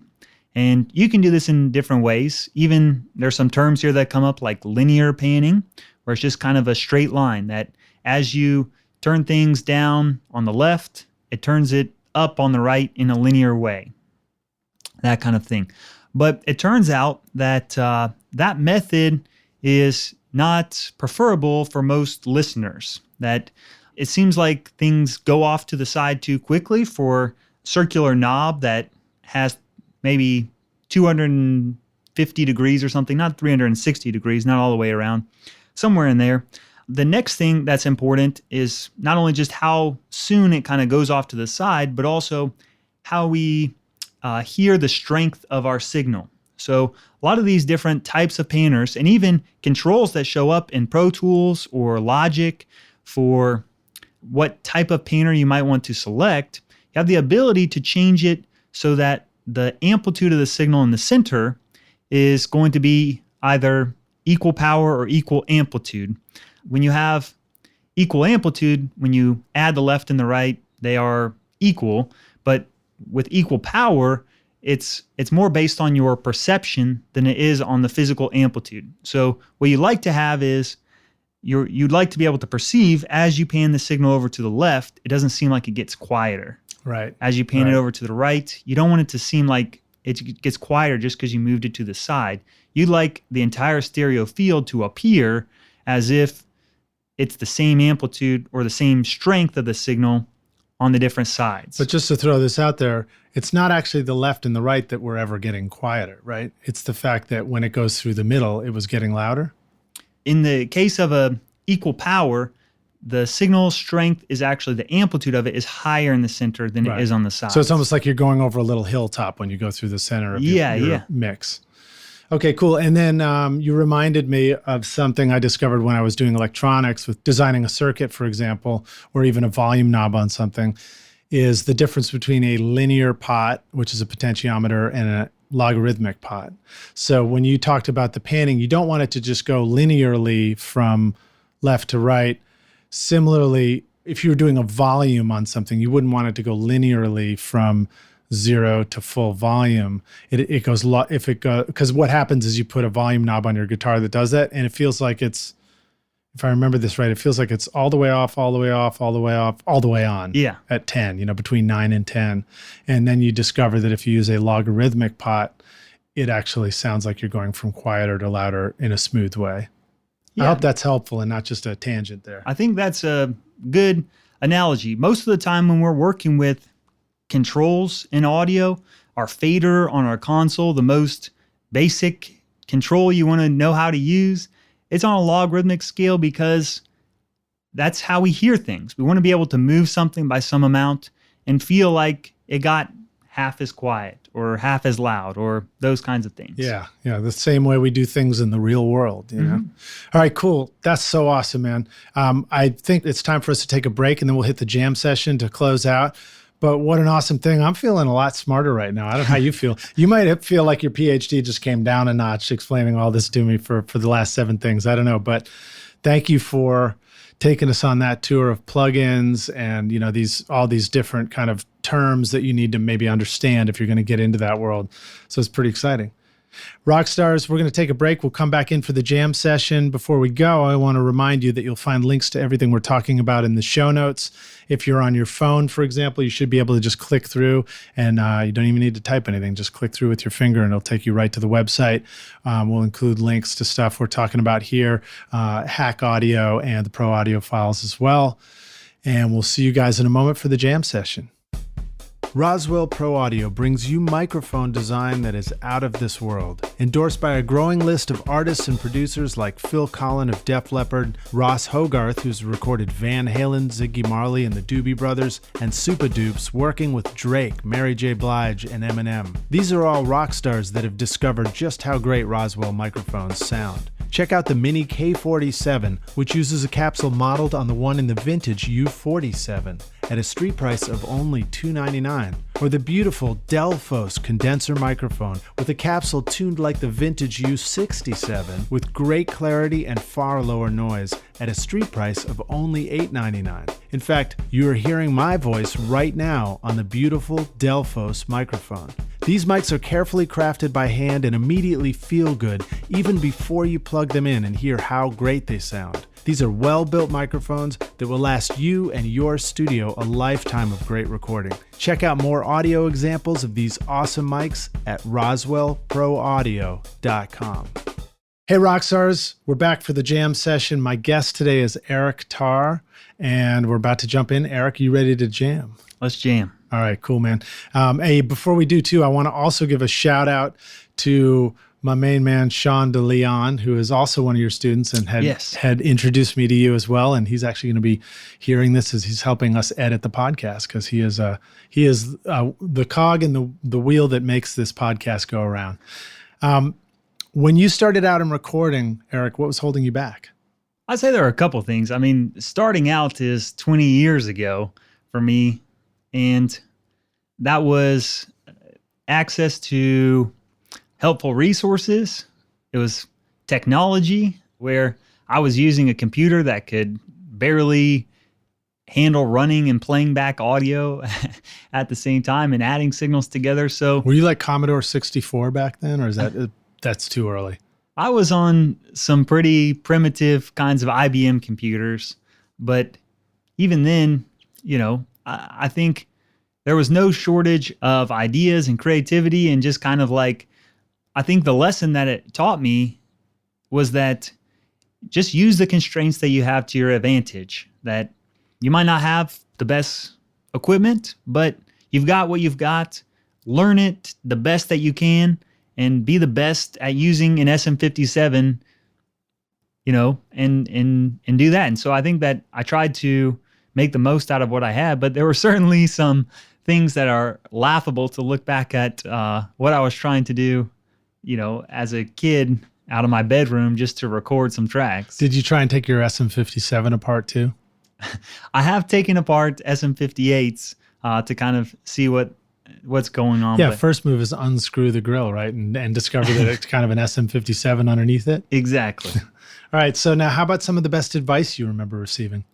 I guess some of the best advice that I remember receiving, things like basic stuff like use high-pass filters and work within a time limit. That don't just Wait, is that a hint to me right now that we're an hour and a half into this interview? Not necessarily length of time in hours and seconds, but have projects have an end to them. That It's like things need to wrap up and move on, and use those kinds of things to make yourself more productive rather than less productive. There's an expression that says that records are never finished, they're just abandoned. Does that go for design work and computer programming too? Absolutely. This is why you end up with so many plugins that have bugs, and so much software in general that has bugs, where you're just like, we need to go to market. So now, should people get pissed off about bugs, or should they just understand that they're lucky that it even exists and that's just part of the deal?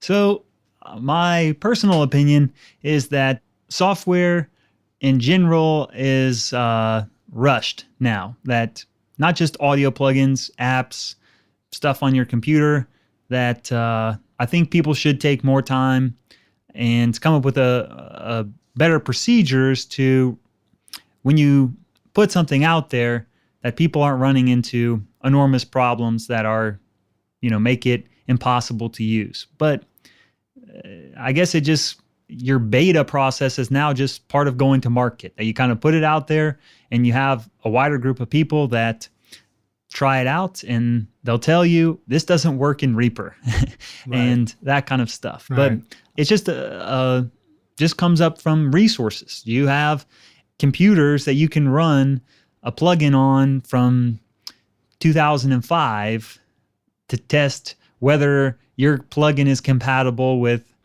Pro Tools 7.1, and maybe it's not. There's a balance to be there. Right now, there are some cases where I kind of scratch my head that people shouldn't be putting out their software until it's met some higher standards. But if people are willing to buy it, you just put it out there and fix it.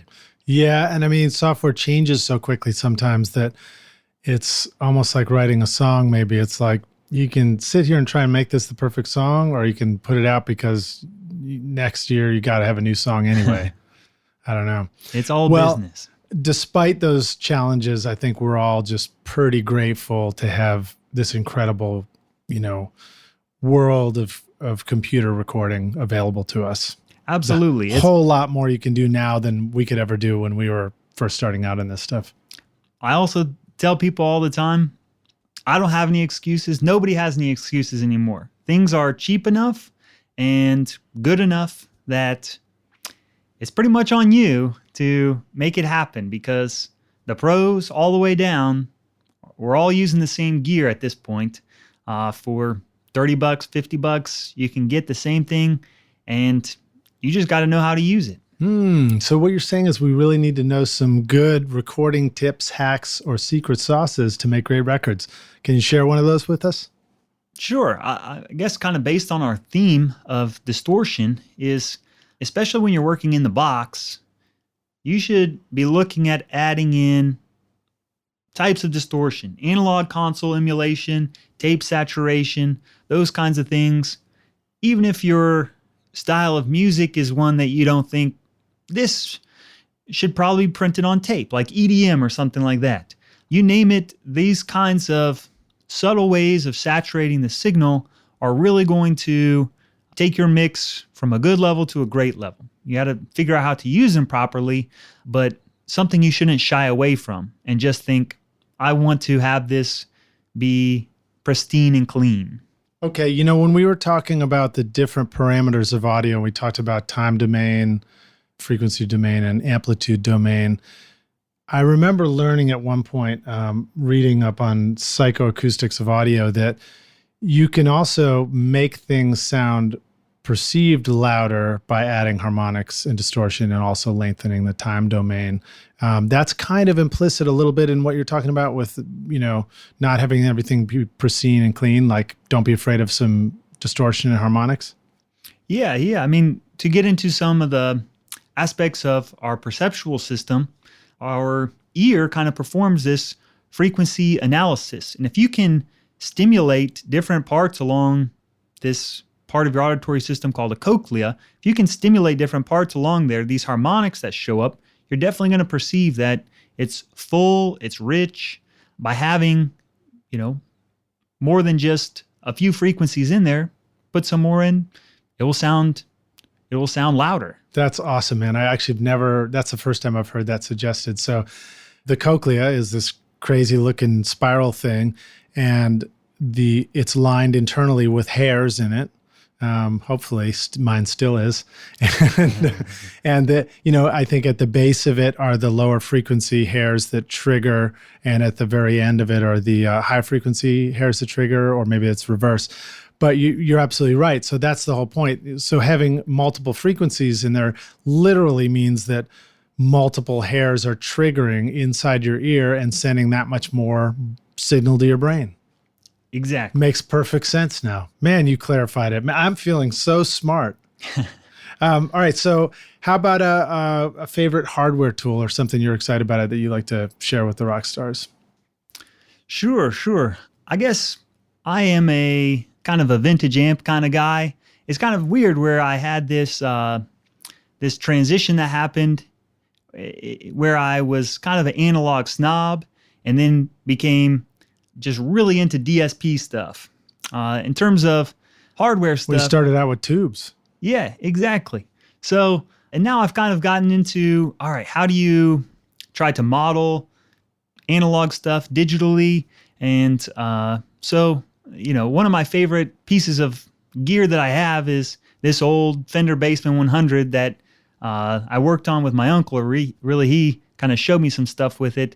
And I hope that I always take it with me wherever I go, for the rest of my career, because it's like, not only do I think it sounds really cool and awesome, a great, just clean guitar sound from the 70s, but it's also meaningful just from working on it. Is the 100 a combo, or is it a head and a cabinet? It's a head and cabinet. And it's actually, I have the matching cabinet, and it's like massive. It's like, why did they make guitar cabinets? A 412, instead of, the four kind of front-facing speakers, it has a weird configuration where the cabinet, they're all angled at like 45 degrees pointed towards some sweet spot, which I don't think is actually an ideal way to try and set that up. You're like, it's not that sweet. Yeah, but it's a cool cabinet, and it's also like 5 feet, 6 feet tall almost. Have you also gotten into speaker design and the physics or acoustical physics around building speaker cabinets?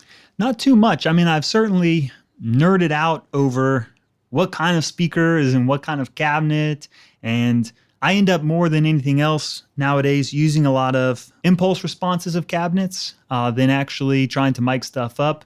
So in terms of taking them apart and building them, I don't go through the hassle of swapping those kinds of things out, but I will click through libraries of impulse responses and try and find the right speaker that sounds great for that specific performance. Okay, awesome. That kind of takes us into our next question, which is maybe you'd like to share a favorite software tool, and you might have something already in mind, but maybe this is an opportunity to talk about impulse responses too, and maybe even explain what an impulse response is. Sure. So one of the cool things that we can take advantage of working in the box with digital signals is a way of measuring actually linear systems. So as long as the system is linear, like we talked about before, you can send a signal through it, either some spike or a clap or a balloon pop or something like that. Sometimes it's a sine sweep, and you can measure that system, how it actually behaves. You can do this with equalizers and guitar cabinets in rooms where you can capture the impulse response of a concert hall or a recording studio. And that is what happens to the sound as it just travels around the room. Can I bring up 2 points that come to mind? One is that an instantaneous signal, a pop, because people might be going like, why does you pop a balloon? It's like, how does that work? That's instantaneous. So anything that happens in the time domain, it's going to be gone so quickly that you're measuring what happens after the fact, right? The tail or the reverb. And also, this is something we didn't mention on here, but I remember learning that an instantaneous signal also includes, and this was a real brain twister for me, it includes all frequencies. So it's from the lowest low to the highest high, right? Exactly. So now this gets into even more nerdy kinds of stuff. That kind of signal is only theoretical in the analog world. To actually have an infinite frequency, it would have to be infinite in its volume and it would have to be infinitely short, which is kind of difficult to put through a speaker. Digitally, we can have a signal that just has one sample that has amplitude and all the other samples are zero. So we can create our ideal spike in the digital world, and it will have then amplitude at all frequencies digitally up to that maximum frequency, our Nyquist frequency there. And that is the ideal way then to measure a linear kind of system, that it will help you figure out what's the frequency response. Then if it's a signal that has all the frequencies in there, you can figure out what's the amplitude going through this equalizer that kind of scoops out the mids or has a shelf for the highs. You'll measure that and be able then to use it. Okay, cool. And so that is what an impulse response, an IR, reverb plugin, or whatever is. So now, are there any particular ones that are sort of favorites for you? Sure. So when it comes to using those impulse responses, you need to use something called a Convolution Engine. And these show up in lots of different plugins. The big ones that are out there are like Altiverb is the company, and then Waves has one. Those convolution plugins, what you're really paying for is their library, where they went around the world and captured the impulse response in, this amazing concert hall and in the pyramids and King Tut's tomb and all this kind of stuff.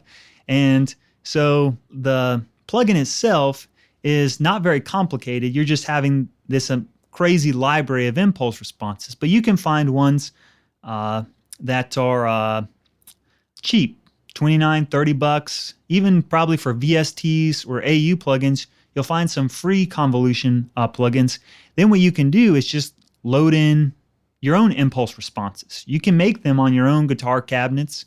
You can make them on your own hardware equalizers. You can find some online where people have gone into the Lexicon 480 and measured every single preset on the hardware reverb, and you can pull up the impulse responses of the Lexicon or the Bricasti. And those are available for free. Just Google Bricasti reverb IRs and you'll find every preset that somebody made of it. And you can just load it in your plugin then, as long as it does convolution, and get those sounds. So now, is it pretty complex making your own impulse response, or is that something where you literally just go pop a balloon in a closet and you just record that whole thing and then just load it in.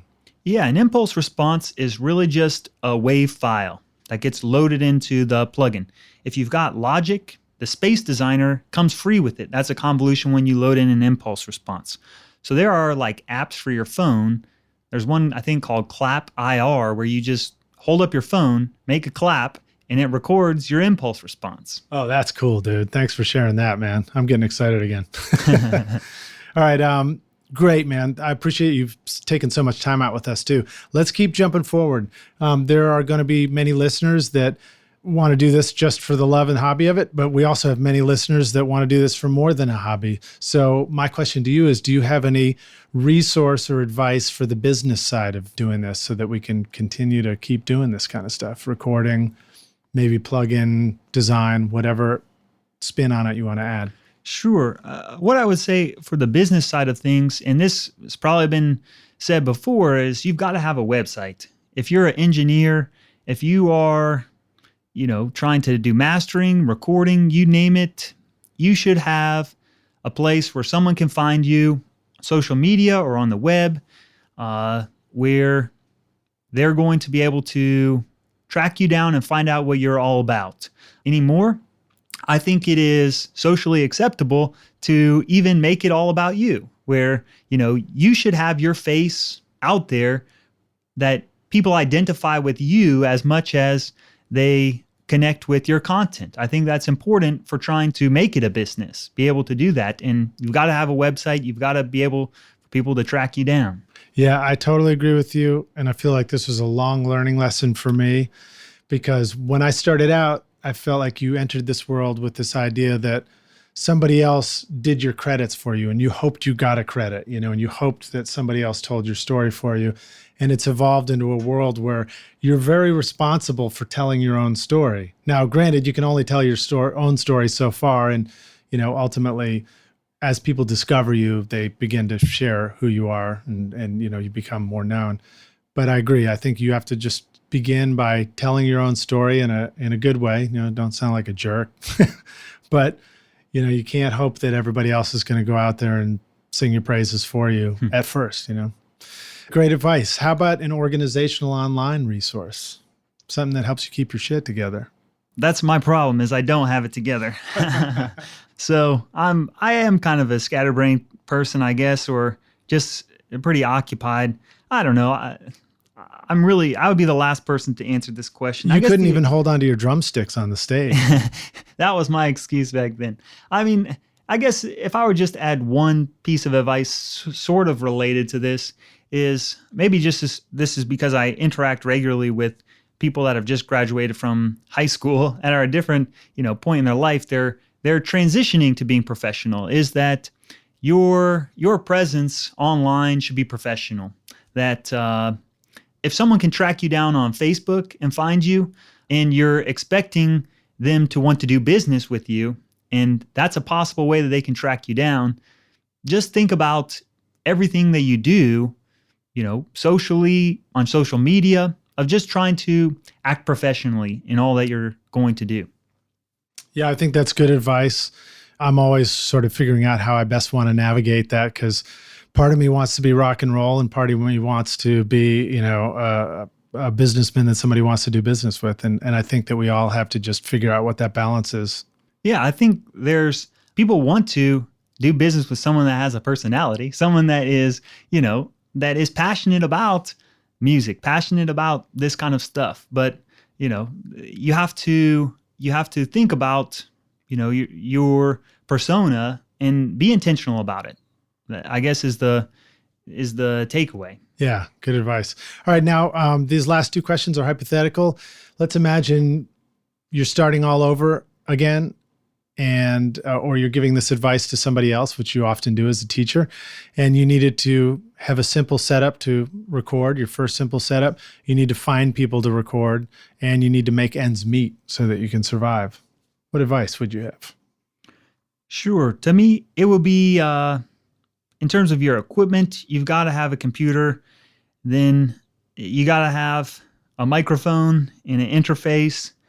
And from there, don't expect to worry about tracking drums. Just worry about tracking, a songwriter that comes in, and have your basic, that's all I would say I would start out with. Hey, you can track drums with one mic too. It sound great. Sure. I mean, I'm the kind of person that takes advantage of great samples and amp simulators and drum samples and all this kind of stuff that I would say that's where your money is going to be most productive. And then in terms of finding people and tracking them down, you've got to go to live music, and not live music at Bridgestone Arena, live music at, your local bar, your restaurant, or maybe at a church, or wherever it's going to be, where you're connecting with real people playing music that are in need of your services. Yeah, where you can get up and talk to the people that come off stage. If they go off stage and they disappear into the green room, you're in the wrong place. All right, cool. That's great advice. Now, what about making ends meet? I mean, should we only go get a job in audio, repairing Boss guitar pedals that some kid has disassembled in his bedroom and he can't figure out how to put it back together again? Or should we, or in a studio? Or is it okay to go deliver pizzas? What's your take on all that? Yeah, I think you should be making sure you have time to devote to doing your passion, what you're hoping to do. But at the end of the day, you still got to pay your bills, and you still need to be acquiring equipment.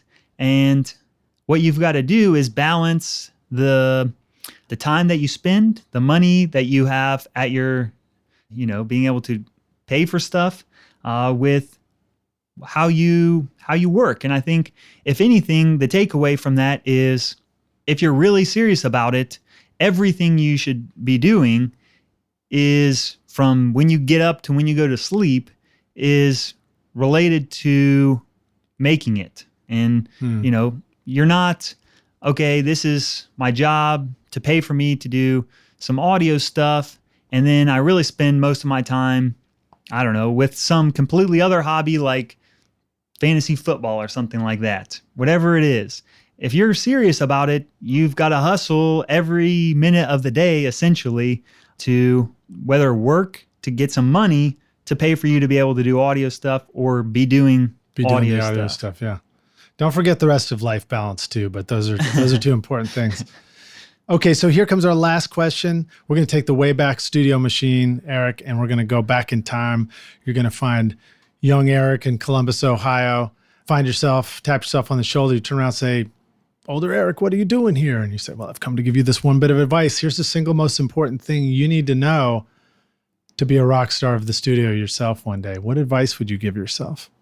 You got to stick with it. That's what I would say. To expect results that other people achieve after 20 years, to expect those is just arrogant. That you need to do it over and over and over again, and fail and try it again, and not let your disappointment in how your mix sounds or how your song turns out to discourage you, but use it as motivation to, all right, I need to stick with this in order to be able to get to where I think I should be. You also have to turn drumsticks into quality time with your manual on timeout back at home, right? All right, cool. Eric, thank you so much for joining us on Recording Studio Rockstars. Great pleasure to meet you in person for the first time and hang out with you. And I feel much smarter today. I really appreciate. Is there a graduation ceremony for my Rockstar Ph.D.? I guess if anyone wants to come to Nashville and hang out and nerd out a little bit more.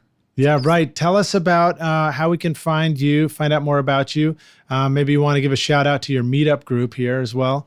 Let us know how to get in touch with you. Oh, yeah. So certainly stuff like the proaudiofiles.com, you'll find lots of tutorials that I made on music production and recording and mixing techniques and that kind of stuff. I have a bunch of resources available at hackaudio.com for guys that want to experiment with some stuff with computer programming.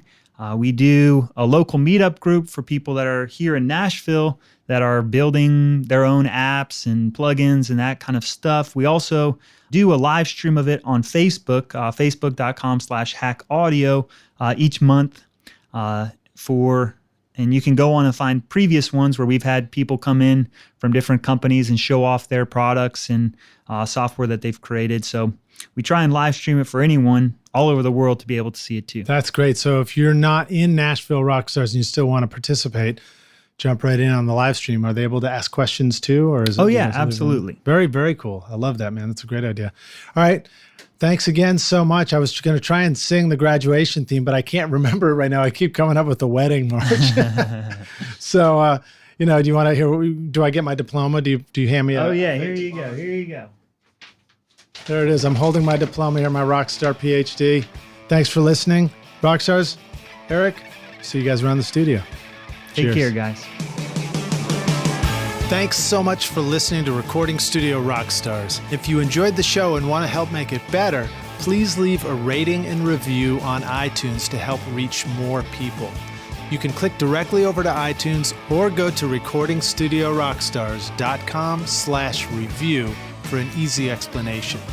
And if you want more free content, all you have to do is text RS Rockstars to 33444. Again, that's RS Rockstars to 33444, and I'll keep you in the loop with articles, videos, and podcast updates. And I'll let you know about any upcoming giveaway offers, all totally free. Thanks for listening. I'm Lid Shaw, and this is Recording Studio Rockstars. Now, go make great music.